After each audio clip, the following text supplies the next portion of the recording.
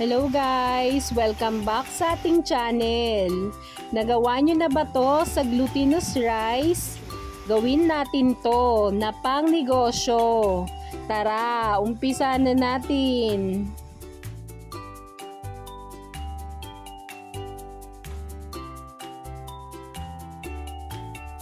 Ang una muna natin gagawin ay magsasayang tayo ng 1 kilo ng malagkit na bigas. Huhugasan natin ito ng 3 beses. Kung gusto niyo po ng ganitong mga video, please like and subscribe to our YouTube channel. Thank you and God bless!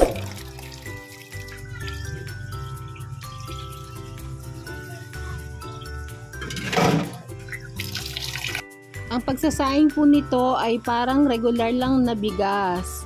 Naglagay po tayo ng pandan leaves. Optional lang po naman ito. At kapag kumulo na po, papahinaan natin ang ating apoy.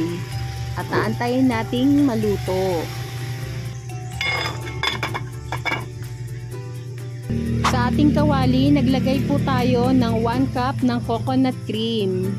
Gagawin po natin itong coconut oil. Palagyan natin itong haluin para hindi po masunog. Pwede po bang maglambing? Paki-comment naman po kung saan ang inyong location para malaman ko po kung saan umaabot ang ating mga videos. Maraming salamat! At kapag ganito na po, maaari na nating patayin ang ating apoy.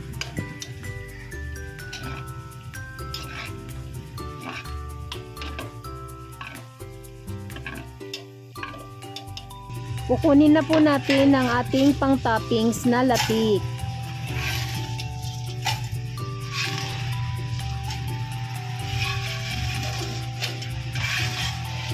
At isi-set aside. Magluluto naman tayo ng minatamis na latik. Maglalagay lang tayo ng konting corn syrup. 330 grams ng wash sugar. 1/2 tablespoon ng rock salt, pang balance ng tamis. At hahaluin lang natin ito. Pwede po bang maglambing? Paki-like naman po ng aming page. Maraming salamat! So kapag malapot na po, yan, maaari na natin ilagay ang ating sinaing na malagkit. Papahinaan lang natin yung ating apoy. Meron na po tayong nagawang 1 kilo recipe ng biko at 2 kilos ng biko recipe. Paki-check na lang po sa description box. Maraming salamat!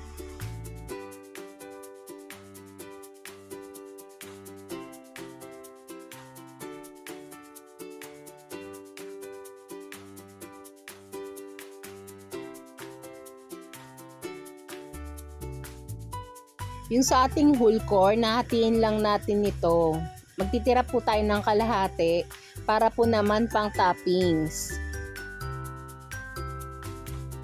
I-well mix lang natin ito.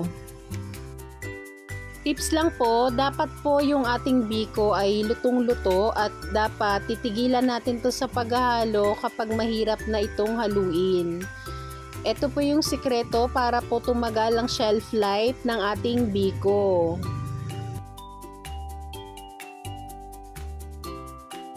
Gumamit po tayo ng bilao, size 14 inches. Tapos naglagay lang tayo ng malinis na dahon ng saging at coconut oil. I-spread lang natin ito.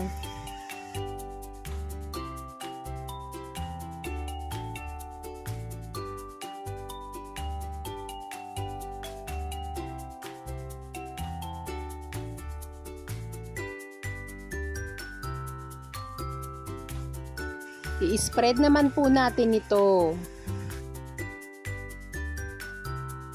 I-slice naman po natin. Maglalagay naman tayo ng toppings, ang latik.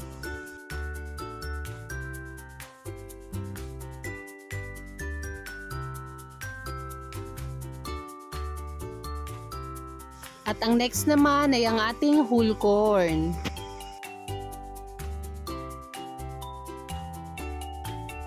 Sana po ay may nakuha kayong idea sa video ito. Please like and subscribe to our YouTube channel. Thank you and God bless! Thank you for watching!